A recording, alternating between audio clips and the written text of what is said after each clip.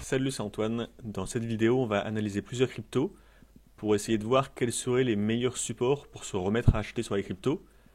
Donc là, on est dans une phase de baisse généralisée sur quasiment toutes les cryptos suite à la chute du Bitcoin. Donc on va essayer de voir jusqu'où ça peut chuter et où est-ce qu'on voudrait repasser à l'achat pour tenter de jouer la tendance haussière qui devrait redémarrer. Donc on va commencer par le Néo. On est en format journalier. Donc les analyses vont être assez simples, hein. On va vraiment chercher les meilleurs niveaux sur lesquels les cours ont une chance de rebondir pour partir à la hausse. Donc en journalier, sur le Néo, on peut simplement tracer une ligne de tendance comme ça. Donc on voit qu'on en est encore assez loin. On va la tracer un peu mieux d'ailleurs. Et on peut également tracer une ligne de tendance intermédiaire, comme ceci, avec ce point et ce point. Donc ces deux lignes, c'est deux supports assez forts pour les cours. Donc si les cours devaient les atteindre, il faudrait voir comment ils réagissent sur ces niveaux. Si ce niveau est cassé à la baisse, ça nous amènera sûrement sur ce niveau, et là on aurait une bonne occasion pour acheter. Mais on peut également avoir un rebond sur ce niveau ici. Donc là on n'est pas devin, pour l'instant on ne sait pas. Ce qu'il va falloir faire, quand les cours vont arriver sur cette ligne, il va falloir regarder comment ils réagissent. On peut regarder en 4 heures, si on zoome un peu, ce qu'on peut voir. Alors en 4 heures, on voit que la tendance est toujours clairement baissière. Pour l'instant, on a une belle bougie baissière aujourd'hui. Donc on a une forte chance de venir tester cette ligne. Et de toute façon, tant que le Bitcoin est baissier, il ne faut pas chercher des achats pour du long terme, en tout cas sur les autres cryptos.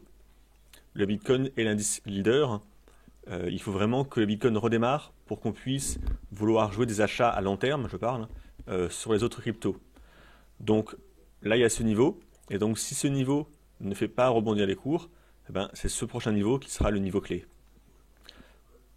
En attendant, il n'y a pas grand chose à faire, hein. On peut regarder un peu du côté des indicateurs. Donc là, on a le volume. Le volume, on voit que là, il y a eu pas mal de volume. Là, on a une belle bougie baissière qui a fait un pic de volume. Donc là, c'est clairement pas le moment de vouloir acheter maintenant. Il y a beaucoup de vendeurs sur le marché. Du côté du RSI, on n'a pas beaucoup d'indications. On est dans la zone neutre, on est à 35. Il n'y a pas de surachat ou de survente. Le RSI ne nous aide pas vraiment. Et du côté du MACD, le MACD est assez neutre. Vous voyez, quand les deux lignes la ligne de signal et la ligne du MACD sont proches du niveau 0 ici, c'est que le MACD est neutre. Le MACD donne vraiment des indications très pertinentes quand il est vraiment en excès comme ça à l'achat ou à la baisse. Quand on est proche du niveau 0, il n'y a pas grand chose à en tirer. Donc là on voit que les indicateurs ne donnent pas beaucoup d'indications. Donc là il faut se référer vraiment à l'analyse chartiste pure avec les lignes de tendance. Et donc c'est ces deux lignes qu'il va falloir surveiller de près pour voir la réaction. Donc ça c'était sur le Néo. Ensuite, on va passer au XLM. Donc, on va regarder en format journalier. Donc, format journalier, phase de hausse, correction baissière. Et là, depuis quelques jours, on voit qu'on a une espèce de range. Les cours oscillent de haut en bas à l'intérieur de ce rectangle. Alors, on va zoomer en 4 heures, voir si on aurait des choses un peu plus pertinentes à analyser au niveau chartiste. On peut tracer une ligne de tendance peut-être à la baisse comme ceci. Bon là c'est pour le long terme. Et on aurait idéalement un autre point ici. On va regarder maintenant le Stellar en Bitcoin. En format journalier, il n'y a pas grand chose à voir. On est dans un espèce de range. Vous voyez, les cours sont vraiment dans une zone de congestion. Ils ont du mal à s'en extraire. Donc en journalier, il n'y a pas grand chose à faire. On va regarder en 4 heures si on peut voir quelque chose de chartiste intéressant. En 4 heures, on doit pouvoir tracer, voilà, parfait, comme ça, une ligne de tendance à la baisse, avec ce point bas et ce point bas, qui a touché également ici et là. On doit pouvoir tracer voilà, quelque chose comme ça, en se basant sur ce point haut. Là, on aurait un espèce de canal baissier, donc de canal symétrique à la baisse. Donc, techniquement, le cours est baissier. on fait des points hauts de moins en moins hauts, bon, très légèrement, mais c'est le cas, et des points bas de plus en plus bas. Donc la tendance est baissière. Donc pour un plan long terme, si on veut jouer des achats, il y a deux solutions qui sont bonnes en termes de money management. Soit on attend que ce canal baissier soit cassé à la hausse par les cours. Donc peut-être que les cours vont remonter et vont casser le canal à la hausse. Dans ce cas-là, ça sera clairement un signal d'achat. Mais les cours peuvent très bien retester le haut du canal, puis repartir en bas du canal. Et là, si on veut se placer à l'achat, donc toujours pour du long terme, hein, eh ben, on aurait un point d'achat en bas du canal. Donc là, c'est de l'analyse technique de base. Le canal est baissier, mais nous, on a des objectifs haussiers sur les cryptos à long terme. Donc les bons points pour entrer, c'est à la cassure haussière du canal, si on fait un breakout à la hausse, ou alors acheter en bas du canal en espérant un rebond. Ça donnerait un très bon rendement ratio risque. Et le rebond, on aurait en objectif le haut du canal. Et si jamais la tendance haussière des cryptos reprend à long terme, on peut même viser la cassure du canal dans un second temps. Et dans tous les cas, là, on aurait un super point pour tenter un achat, sachant que si on achète là, on met un stop un peu en dessous du canal. Ça fait qu'on a un stop quand même très serré et on a des belles perspectives de hausse par la suite. Que le canal soit cassé ou pas, ça laisse quand même des très bons ratios rendement-risque. Donc là, actuellement, les cours, ils ne sont pas sur un niveau intéressant pour nous. On n'a pas un bon rendement ratio-risque pour se placer ici à l'achat ou à la vente. On est un peu au milieu de nulle part. Donc il faut attendre soit qu'on arrive en haut du canal, soit qu'on arrive en bas. Pour le Ripple en dollars, en format journalier, on voit qu'on a eu vraiment un retracement très très important. Là, c'est toujours baissier pour l'instant. On a fait des belles mèches ici. On va regarder un peu le volume. Donc on a fait des mèches avec un volume assez fort. Donc il y a eu beaucoup de gens qui s'est positionné. Mais pour le moment, en tout cas, c'est toujours baissier. On a deux belles bougies vertes, donc les 2 derniers jours de cotation. Si on cherche des achats toujours, on va regarder en 4 heures quel niveau serait intéressant. Donc en 4 heures, on ne peut pas vraiment tracer de lignes comme ça, parce que c'est pas très fiable, on a juste 2 points touchés, et les lignes dans ce cas-là on pourrait la tracer comme ça, ou comme ça, donc c'est pas très fiable, on n'a pas des points vraiment très clairs pour tracer une grande ligne de tendance oblique. Par contre, ce qu'on peut faire, c'est tracer une ligne de tendance intermédiaire, on va dire, en prenant ce point haut, et là on voit qu'en reliant au point haut suivant, ça a bien fait résistance plusieurs fois. Donc là, cette ligne est déjà beaucoup plus pertinente. Donc ça, c'est pour la résistance. Et en support, on pourrait avoir, si on essaie de relier les points bas, quelque chose comme ça. Donc avec ce point bas et ce point bas. Si on essaie de relier comme ça, bon, ça mord un peu plus. On va prendre la ligne la plus oblique possible. Vaut mieux être trop large que pas assez. Et donc là, on a un espèce de biseau d'élargissement. Et les cours oscillent à l'intérieur. Donc c'est un biseau qui est baissier. Donc là, on a deux choix pour trader si on veut jouer des achats. Soit il faut qu'on casse à la hausse ici, donc que les cours remontent et qu'ils arrivent à casser cette oblique en bleu. Là, ça nous ferait un signal haussier. Et l'autre point pour tenter des achats, ça serait d'acheter quand on va être sur le bas du canal. Donc là, on ne sait pas quand est-ce que ça va arriver, on ne sait pas si ça va arriver, mais techniquement, ça serait le point qui donnerait un bon ratio rendement-risque. On peut peut-être voir des niveaux horizontaux aussi de support. Ici, c'est pas mal. Là, c'est le dernier point bas qui correspond à ce point haut et qui a fait support ici, où il y a beaucoup de mèches. Donc ce niveau, à 87,30, c'est un niveau assez fort de support. Donc ça peut être intéressant de guetter la réaction des cours si on y arrive. Sinon, les plans pour acheter, c'est le bas de la figure d'élargissement ou alors une cassure. Pour l'instant, on n'est pas du tout sur un bon niveau pour acheter. D'ailleurs, on voit bien que pour l'instant, il y a encore beaucoup de vendeurs sur le marché. Si on regarde un peu du côté des indicateurs, on a beaucoup de volume vendeur sur cette bougie. Le RSI, alors le RSI ne donne pas de signal actuellement. Par contre, ici, on a eu une survente. Donc, ça correspondait à ce point bas. Et ici, on est en train de faire un nouveau plus bas. Donc, le nouveau plus bas n'est pas encore acté parce que les cours sont en train de baisser. Mais si jamais les cours continuent à baisser et que l'indicateur, lui, ne baisse pas beaucoup, ça voudra dire qu'on aura potentiellement une divergence haussière sur le RSI. Donc divergence haussière, pour rappel, c'est quand, quand les cours font un nouveau point bas, mais qu'en même temps l'indicateur, lui, ne fait pas un nouveau point bas et qu'il s'arrête par ici. Ça veut dire que l'indicateur fait un point bas qui est moins bas que le précédent, et ça indique un retour de la tendance haussière en général. Bon, pour l'instant, c'est purement hypothétique, on ne sait pas comment ça va réagir, mais si jamais on faisait un nouveau point bas et que le RSI ne faisait pas un nouveau point bas, on aurait une divergence qui annoncerait peut-être un retour de la hausse. Et pour le MACD, il n'y a pas grand-chose à en dire. On est proche du niveau 0. Il n'y a pas d'excès haussier ou baissier. Là, il n'y a pas grand-chose à exploiter. Donc voilà pour les points d'entrée sur le Ripple. On s'intéresse maintenant au Cardano, en Bitcoin. En journalier, on voit qu'on a une zone de résistance, de support, qui est par ici. Donc on voit que on a eu beaucoup de mèches dans cette zone, mais en même temps on voit que la zone est extrêmement large. Donc à trader, on ne peut pas se contenter de ça, c'est beaucoup trop large. Ça nous donne pas assez d'indications précises. On ne va pas acheter avec un stop qui est placé à des centaines de points en dessous. Donc on va regarder en 4 heures, toujours à la recherche d'un point pour se replacer à l'achat. Alors en 4 heures, on peut peut-être tracer une ligne de tendance comme ceci. Alors est-ce qu'on peut faire un canal parallèle? Non, on n'a pas vraiment de certitude, on n'a qu'un seul point de contact, donc c'est pas encore très bon. Par contre, on peut tracer une figure chartiste comme ça qui ressemblerait à un triangle symétrique. Donc là, on est à l'apex, donc c'est le bout du triangle. Normalement, si les cours sortent à la baisse, ça annonce une poursuite du mouvement baissier. Là, ce qui me gêne un peu, c'est que normalement, quand on sort du triangle, les cours ont tendance à accélérer. Si on sort à la baisse, il devrait y avoir un beau mouvement de baisse à la suite, et si on sort à la hausse, ça devrait être très haussier.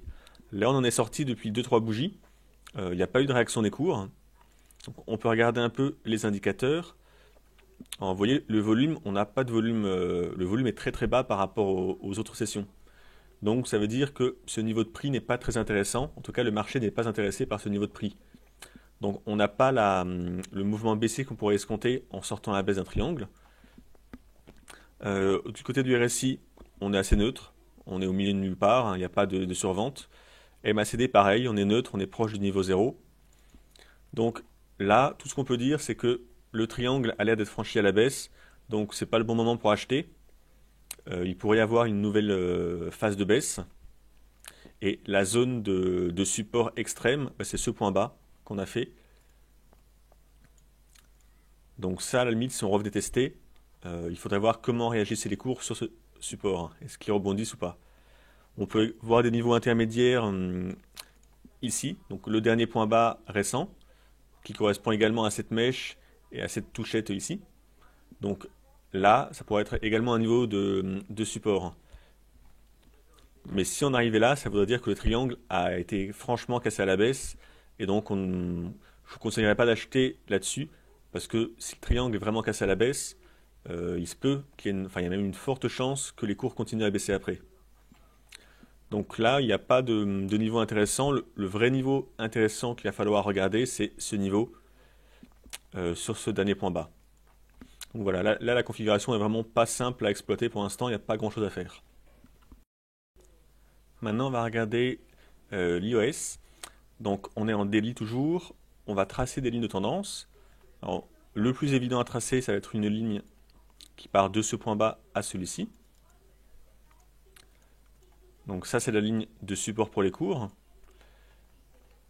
Pour la hausse, on n'a pas... À la limite, on peut tracer quelque chose de parallèle, mais ça ne nous intéresse pas pour l'instant. Nous, ce qui nous intéresse, c'est vraiment les supports qu'on veut pour repasser à l'achat. On peut voir que la paire résiste assez bien à la chute des cryptos. Donc ça, c'est de bon augure. On va passer en 4 heures pour voir un peu plus en détail. Alors, en 4 heures, ce qu'on peut voir, ça va être un niveau de support intermédiaire ici. Donc ce point haut. Là, on voit des bougies qui ont hésité. Et là, on voit que la mèche a touché pile ce point avant de rebondir. Donc, ce point fait bien support. Et on peut voir également à la hausse qu'on aurait qu'on peut tracer une oblique comme ceci. Donc je vais l'ajuster un peu mieux. Voilà. Donc là, les cours sont dans un espèce de triangle. Donc c'est pas vraiment un triangle au niveau chartiste, mais ils sont compris entre deux obliques. Donc pour passer à l'achat, les signaux, ça va être soit une cassure de cette oblique bleue. Donc si les cours remontent et cassent l'oblique, ça signalera une poursuite de la tendance haussière. Si les cours rebaissent et franchissent à la baisse cette ligne horizontale, donc de support, ça veut dire qu'il y aura beaucoup de vendeurs sur le marché. S'il y a beaucoup de vendeurs, on peut s'attendre à ce que les cours reviennent tester l'oblique bleue qu'on a en bas ici. Et là, si les cours arrivent ici, eh ben, on aurait un bon signal pour tenter un achat, pour se replacer dans le sens de la tendance haussière de fond, avec un super prix d'entrée. Donc ça, il faudra le voir. Au moment où ça va arriver dessus, il faudra regarder un peu les volumes. Est-ce qu'on a des chandeliers japonais de retournement de tendance? Est-ce que les indicateurs sont survendus? Mais là, c'est le meilleur point d'entrée. Ça, c'est le point d'entrée. Si jamais les cours devaient casser, ça serait le second point pour entrer. Actuellement, on est sur un niveau qui n'est pas très intéressant. Si on vient retester le support intermédiaire horizontal, on peut tenter un achat, mais ce n'est pas le meilleur niveau, ce n'est pas le niveau qui nous donne le meilleur ratio rendement-risque. Parce que les cours ont quand même une chance de revenir tester cette ligne. Cette ligne bleue de support est beaucoup plus pertinente et importante que ce support horizontal. Donc les deux meilleurs points pour acheter, c'est vraiment là et ici en cas de cassure. On va regarder maintenant le Power Ledger en Bitcoin. Alors, on est en journalier, on va tracer les lignes de tendance. Donc ici c'est bien parce que c'est relativement simple à tracer. On n'a pas beaucoup d'historique, mais on a deux points bas très clairs, ici et là. Donc cette droite est très facile à tracer et elle est très pertinente. On peut également voir qu'on a une figure chartiste comme un double top un peu. Donc les deux sommets, ici et là, ont été bloqués au même niveau. Donc si on reporte un peu ça là, ça nous fait une résistance horizontale qui bloque la hausse des cours. Donc techniquement, les cours sont actuellement bloqués entre cette résistance qui empêche de monter et cette oblique qui fait rebondir les cours. Donc là, si on veut se placer à l'achat, tout simplement, on va attendre un retour sur l'oblique de support et on va tenter d'acheter dessus. Le plan est invalidé si les cours traversent profondément l'oblique. Donc quand on achète avec un stop un peu large en dessous de l'oblique bleue et on joue dans un premier temps un retour sur la résistance ici. Et si vous êtes un peu plus ambitieux, vous pouvez même garder votre position pour tenter de jouer la cassure de la résistance. Donc si on revient tester là, après qu'on ait touché ici, les cours vont sûrement replonger un peu parce que c'est une résistance assez forte. Vous voyez en journalier, deux fois elle a fait baisser les cours de beaucoup de points. Donc il y a une chance qu'elle refasse baisser encore les cours. Mais en général, en analyse technique, quand on fait un troisième retour sur ce niveau, souvent la résistance finit par céder. La tendance est clairement haussière. Il y a des résistances, mais les résistances, un jour ou l'autre, sont franchies. Et vu qu'on est dans le sens de la tendance de fond haussière, il y a toutes les raisons techniques de garder ses achats en misant sur une cassure de cette résistance à long terme. Et si la résistance est cassée, vu qu'elle résiste depuis très longtemps et qu'elle est importante, ça veut dire qu'en cas de cassure, ça risque d'exploser vraiment à la hausse très vite. Donc là, si les cours reviennent tester cette oblique, on aurait un très très bon trade à faire, avec un stop relativement serré. On ne perdrait pas grand chose si c'est invalidé, mais on a des perspectives de hausse très très bonnes. Donc là, c'est à surveiller. Sur le niveau où on est actuellement, il n'y a pas grand chose à faire. On va regarder en 4 heures rapidement. Mais vous voyez, on n'est pas sur un niveau très clair de support. Ça serait un peu trop risqué de vouloir acheter maintenant, parce que les cours ont quand même une bonne chance de continuer à baisser jusqu'à la ligne bleue. Donc là, c'est pas intéressant d'acheter maintenant, c'est trop risqué. Donc voilà, je pense qu'il faut rester en journalier et viser la hausse à long terme. Pour terminer, on va regarder Ubiq en Bitcoin. En journalier, on est dans un espèce de congestion des cours. Donc quelque chose comme ça, vous voyez, il n'y a pas vraiment de tendance depuis cette zone. C'est vraiment, les cours sont en congestion. Il y a des mèches hautes, il y a des mèches basses, mais il n'y a pas vraiment de sommet et de points bas très clairs. Donc on va regarder en 4 heures ce qu'on peut voir en affinant un peu. Alors c'est pas la paire la plus simple à trader parce que si on essaie de tracer des lignes de tendance, là si je relis ces 2 points, ça mèche de partout, ça dépasse. Si je prends celui-ci, là ça aurait dépassé, mais c'était une fausse cassure. En fait, on a du mal à savoir quel point bas on doit prendre pour tracer des lignes de tendance parce qu'on a vraiment beaucoup de points bas. Donc quand c'est comme ça, il n'y a pas de solution miracle. Personne ne peut vous dire on va prendre ce point bas ou celui-ci ou celui-ci. Donc pour être sûr de faire le moins d'erreurs possible, d'avoir les lignes les plus pertinentes, bah, il faut prendre la ligne la plus basse extrême, donc ici. Tant pis pour les points bas ici qu'on n'a pas touché en intermédiaire. Au moins si on prend cette ligne, on sait que si les cours arrivent dessus, il y a une forte chance de rebond.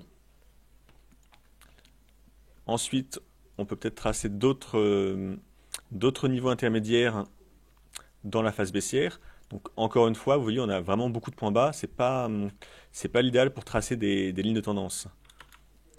Donc je regarde un peu ce qu'on pourrait tracer. Voilà, on pourrait avoir ça à la limite. Donc vous voyez, le fait de jouer en faisant un canal parallèle en haut, je vois que si je prends ce point bas et ce point bas, cette ligne a vraiment la même inclinaison que ces 2 points hauts. Ça veut dire que c'est pris en compte par le marché parce que ça a soutenu à la fois la baisse et ça a également bloqué la hausse. Donc là, on aurait un canal baissier dans une tendance qui est haussière de fond. La ligne bleue, c'est la ligne de long terme de la hausse.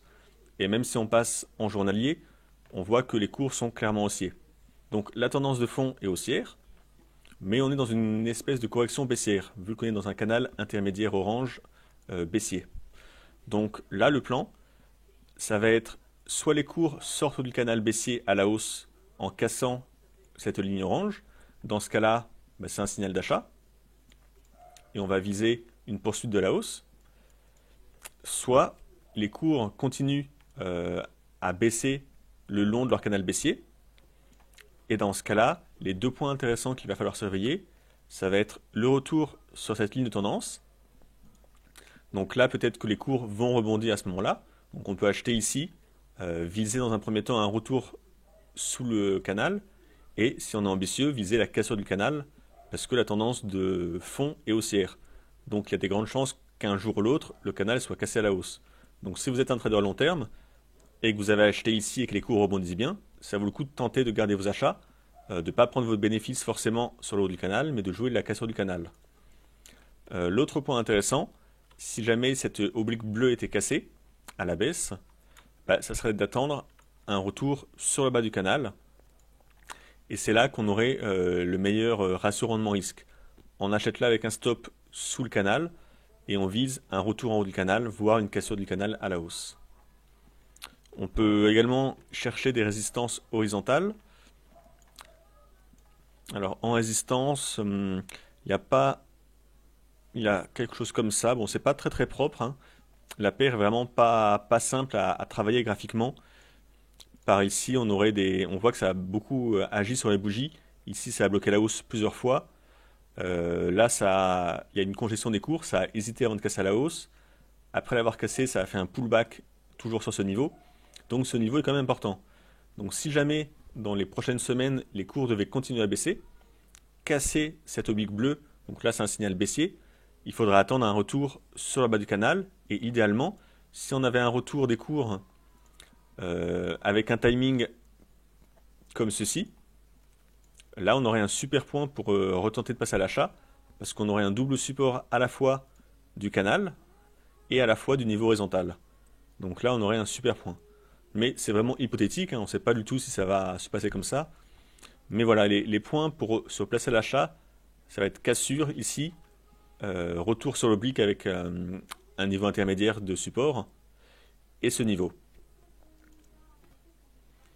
Et on va finir par une analyse sur le Bitcoin. Donc c'est la crypto majeure.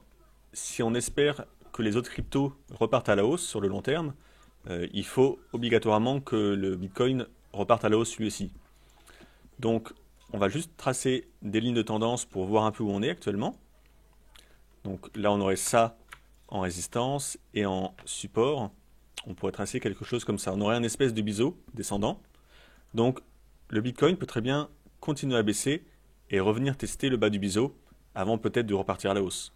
Et si jamais il cassait le biseau à la baisse, alors là, ça indiquerait une très forte poursuite de la baisse et il faudra voir jusqu'où on peut aller.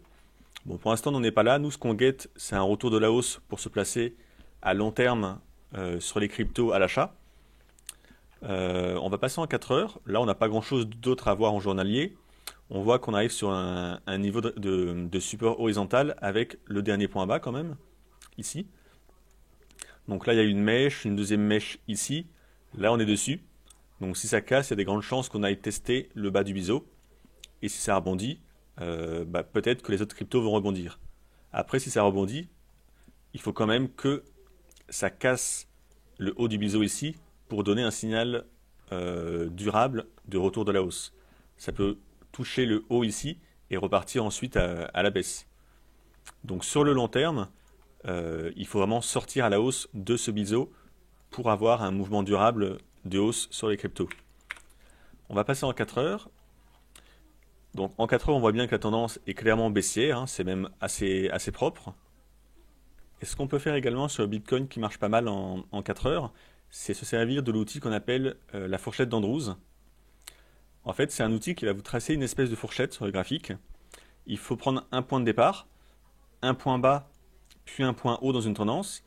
Et vous voyez, ça vous trace une espèce de fourchette avec différents niveaux. Et ces différents niveaux, ça correspond à des supports et des résistances pour les cours. Donc là, il nous fallait ce point 1, ce point 2 et ce point 3, ça nous trace la fourchette. Et à partir de là, regardez comme les cours ont bien réagi sur les différents niveaux de la fourchette. On est arrivé ici, et les cours ont rebondi. Ils ont retesté là, rebondi, retesté encore, rebondi. Là, ils ont fini par casser à la baisse le niveau en vert, et ils sont venus tester pile poil la ligne rouge qui correspond aux manches de la fourchette. Donc c'est la médiane de la fourchette d'Andrews. Et là, il y a eu un très beau rebond. On a recassé la ligne verte, on a fait un throwback dessus, on est repart à la hausse. Et là, on est revenu tester la ligne verte. Et ce niveau est cumulé avec la ligne horizontale de résistance qu'on a vue avant. Donc là, on a un niveau de résistance assez fort quand même. Donc il y a une bonne chance qu'on ait un petit mouvement de rebond. Mais ça n'indique pas que la tendance repart à la hausse. C'est trop faible comme indice, ça. Je pense qu'il y a une forte chance qu'il y ait un petit rebond, mais ça n'indique pas la reprise de la tendance haussière. Si on veut attendre un vrai signe de tendance haussière, il faut recasser à la hausse cette ligne orange. Là, on sera sûr et certain que le Bitcoin repasse haussier. En attendant, on n'a pas de signaux très clairs. Grosso modo, statistiquement, on a une chance sur 2 que ça reparte tester ici, et une chance sur 2 que ça reparte ici. Mais du coup, une chance sur 2, c'est pas un ratio intéressant pour trader. C'est pas la roulette russe. Là, on veut un signal très clair que les cours repartent à la hausse. Tant qu'on n'a pas de signal, la tendance est baissière techniquement, donc on n'a pas de raison de vouloir forcer un achat maintenant. Donc vraiment, ne précédez pas les signaux, attendez d'avoir des signaux qui vous disent que la tendance haussière reprend avant de vouloir repasser à l'achat.